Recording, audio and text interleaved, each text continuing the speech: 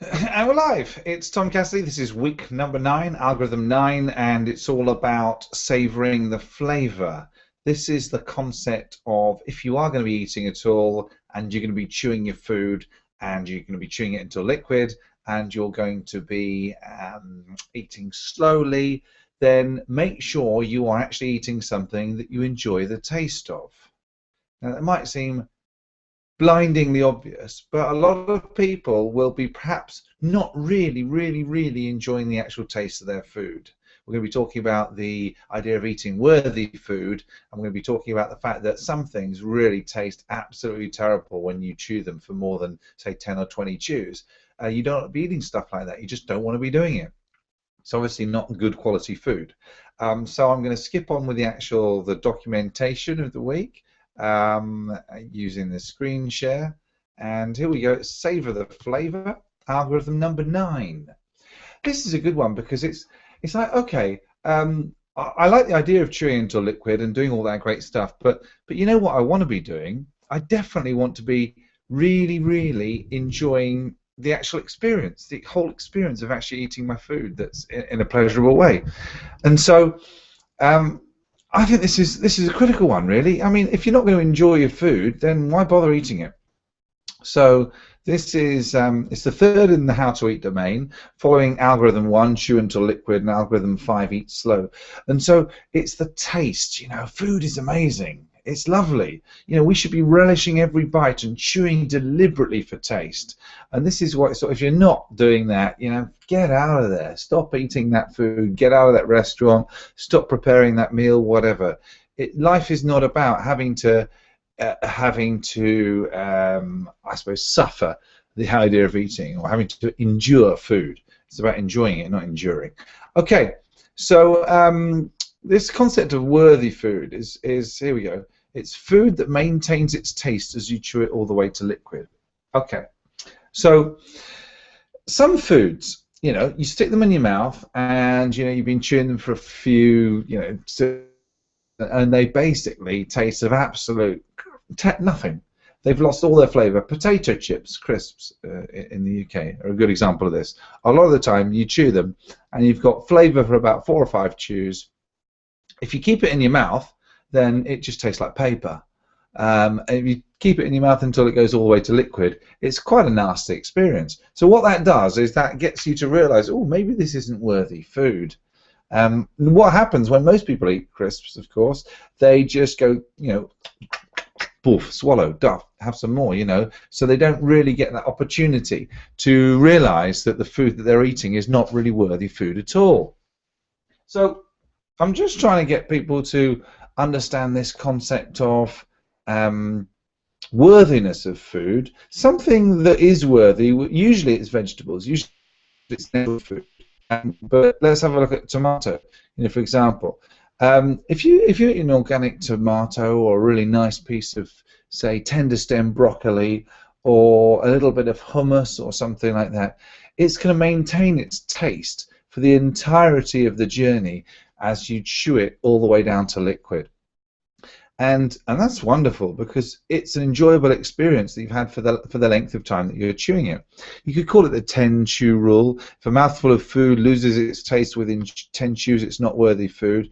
I mean, most foods aren't liquid within 10 chews. So, you know, that's just a number that's made up. And anytime you're talking about numbers, you know that you've got to apply your own discernment to it. It might be for you 20, 30 chews. It'll be different for each food that we're trying.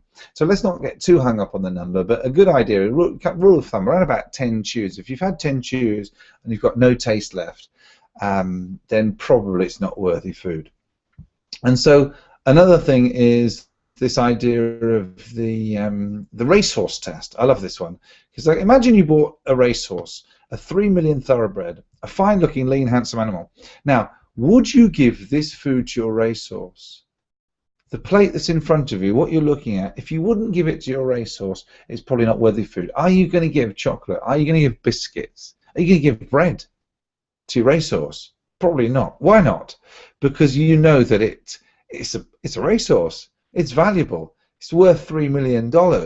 You're not going to give it anything other than the absolute best. You're going to give it fresh, freshly grown, probably homegrown or grown on your farm vegetables. I don't. They probably don't eat meat at all. I mean, I don't know whether people have tried and they haven't liked the idea.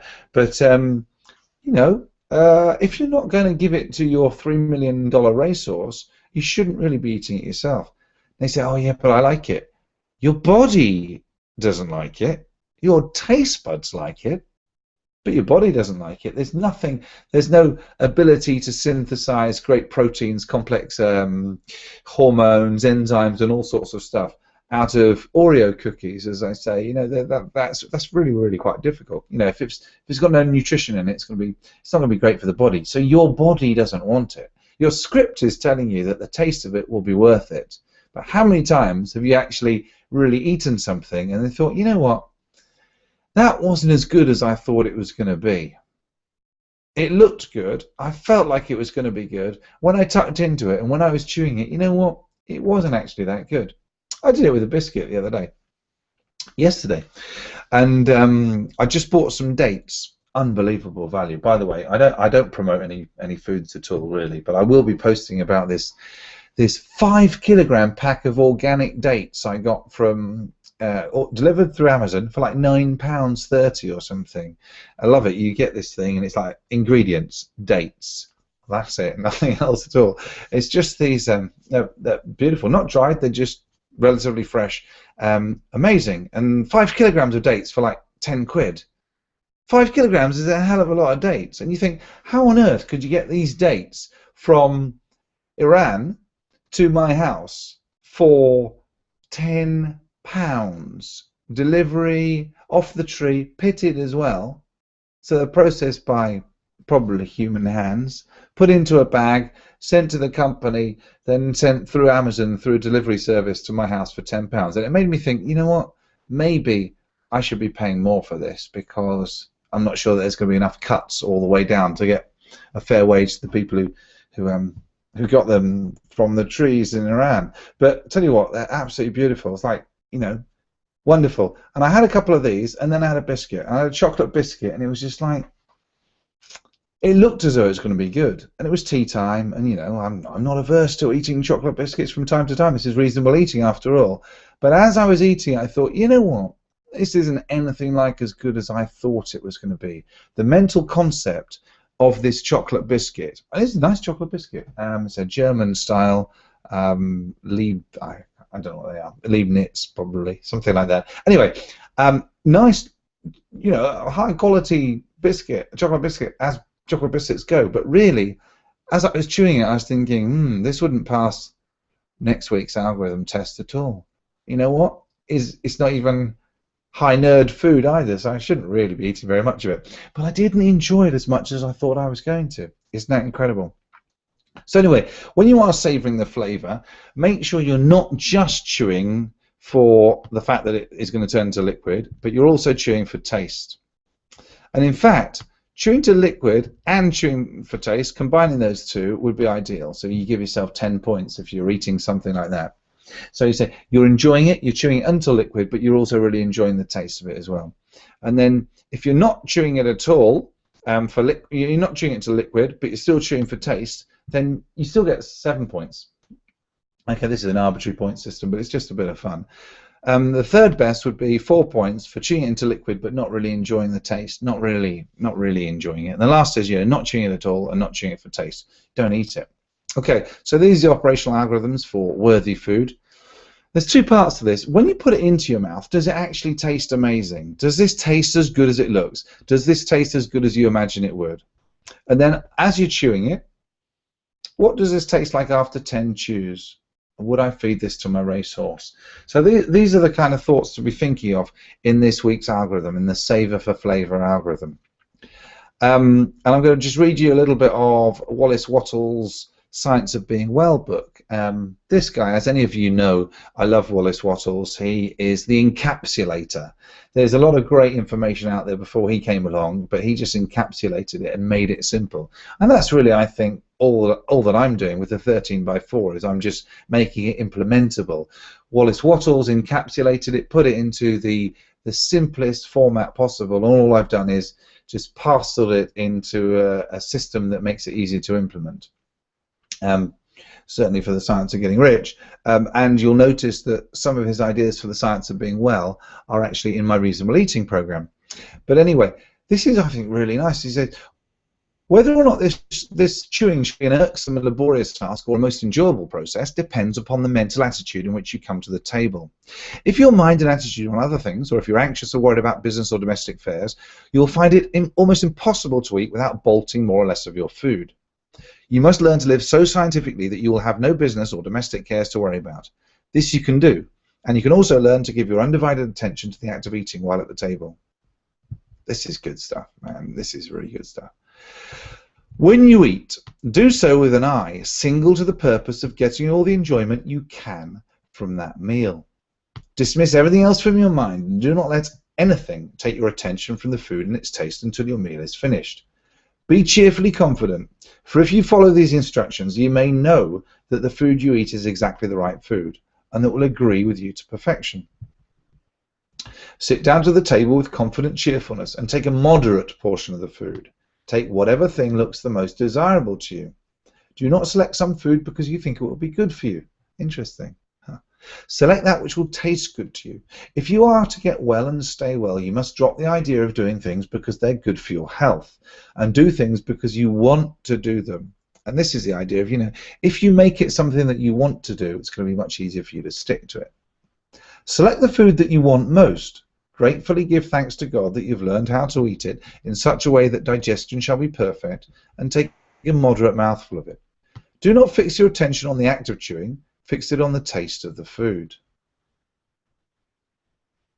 Do not fix your attention on the act of chewing, fix it on the taste of the food.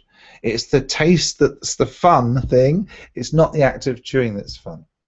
And taste and enjoy it until it is reduced to a liquid state and passes down your throat by involuntary swallowing.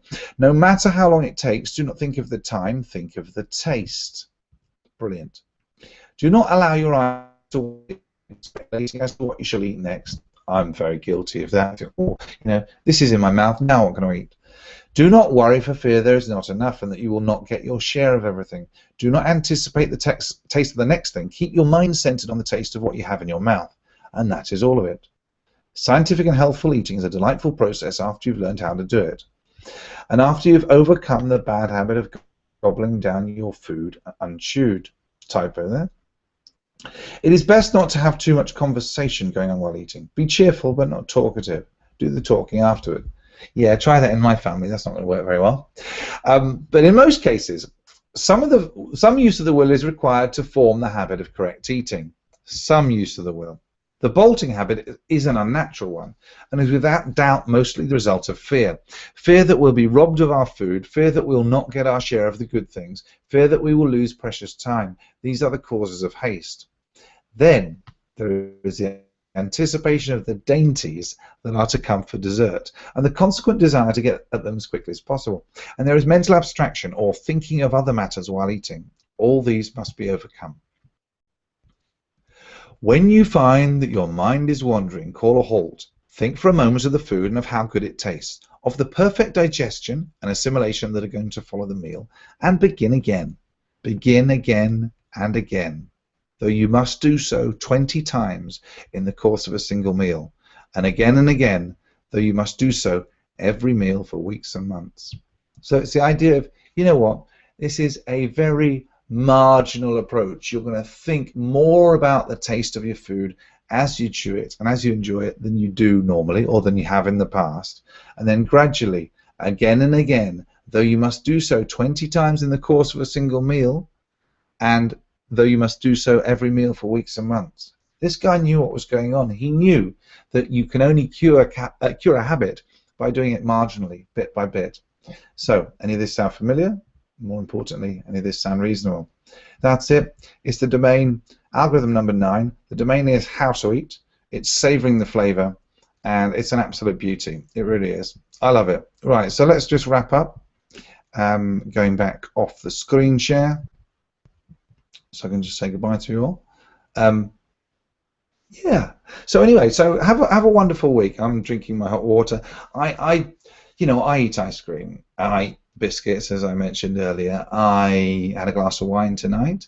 I What else did I have? I had a few dates today. I mean, we've got 5 kilograms, so we're going to have quite a few of those over the next few weeks. It isn't about eating everything that's absolutely perfect for you all the time. But once you start with this algorithm, start focusing on chewing for taste, you start thinking, I'm not going to eat that because I know that it's just not going to live up to what I think it is. I imagine that it's going to be really nice because I'm looking at it and it's got chocolate or it's got cake or it's a muffin or something like that or it's a donut.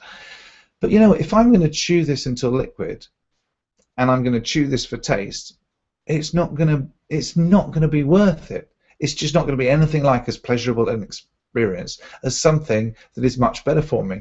You know, the body isn't daft. The body isn't daft at all. It knows that it's going to have to get you to eat on balance more high quality food that's good for you, that's got high nutrition to energy ratio in it. It knows that it's going to have to get you to do that. And so it's going to make the experience of that sort of food pleasurable.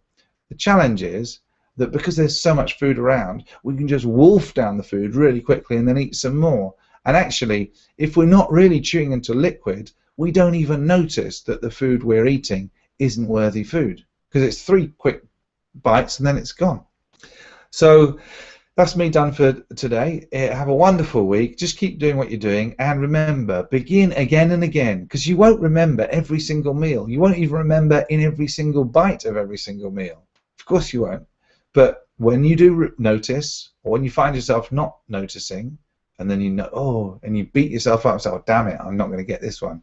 It's a bit like meditation. When you're trying to meditate, I don't meditate really. I don't mind it. I don't have anything against it. I just don't do it. But I know that there have been times when I've meditated in the past, and you sort of find your mind wandering. And when you find your mind wandering, the thing is, it's not that you get cross with yourself because your mind is wandering. That very act of noticing that the mind has wandered is exactly the point of meditation, because then you're noticing. You know, the idea of trying to think of nothing is actually a tool of awareness. And as your mind goes off onto other things, you say, oh, bloody hell, I'm never going to crack this meditation. This is bullshit. I'm never going to make it. No, that's the whole point. As you notice your mind has wandered, it's like, oh, yeah, okay, and get back and try and begin again. Same thing with eating. As you notice you're not really savouring the flavour, start savouring the flavour and begin again. And it's such a beautiful, forgiving approach, and built into a 13x4 is such a beautiful, forgiving system. I just can't get over how easy it is and how liberating it is to not have to do something every single day, to not have to completely change massively, to be able to change marginally in small amounts with a changing focus on a weekly basis. I just can't get over the results that we're getting, and you know, all the personal stories that I'm getting from people, but I'm just seeing it in their eyes and their skin and in their health. And you know, I've just woken up from a nap after dinner tonight. I had a little baby Theo falling asleep after his feed on me, and you know, I'm thinking, oh, you know, it's late night in England. It's nearly 10 o'clock on a Sunday night, and I've got to look good. And I thought, well, actually, I looked in the mirror and I thought, you know what? You don't look too bad. You got sleepless nights at the moment. You got a new kid, your 8th kid, who's only 2 weeks old. You know, you've still got 3 other kids in the house. You've got all this sort of craziness going on, and you know what? It looks like it's working. Not only are you, I guess, you know, in the numbers term, a lot lighter than you used to be. You've just got so much more energy. You've got much more exuberance, and you know, it works. What can I say? But I think it's the beauty of it is the fact that it's really forgiving, that it loves you. This system loves you, whatever you do. Whether you do it well for a few days or don't, even if you don't do it at all well for a particular week, it still loves you. It forgives you. It's just like, and begin again. Even if you have to do it over and over in the same meal, and even if you have to do it over and over every meal for a few months, you know, who cares, right? If it's going to end up with you changing your eating habits, who cares how long it takes? Right, on that note, I'll let you go. Enjoy the rest of the week.